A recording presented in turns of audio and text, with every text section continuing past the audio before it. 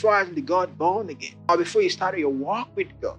There are a lot of stuff that help you to do a lot of things, and not necessarily because they are things that you do in the common God. That after that you are actually born again, you will still use those things, not necessarily because, of course, they are established in the count righteousness, but God allows them like that. It's called your days of sustenance. In God, we don't sustain ourselves. We don't survive. We live in God. Survival and sustenance is as a result of insufficiency, but in God, we have all things in sufficiency, right? So there is no reason that anybody that is actually in God should be surviving, because everything indeed is in abundance. Everything is in insufficiency.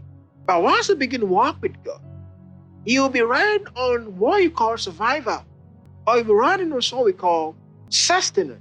So once you're walking with God, from the initial stages, you have a lot of things that sustain you. And most of those things, they are not in themselves the word of God, but they are allowed because of the beginning stage of your life. Of course, there are just certain things you'll not be able to work with, and so God provides something just to sustain you. And most of those things are things that gives you that much zeal to do things in your own way of understanding.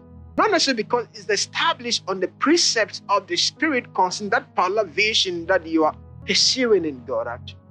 But still in the corner of the Spirit, talking about still in the vision of the Spirit, in the mission.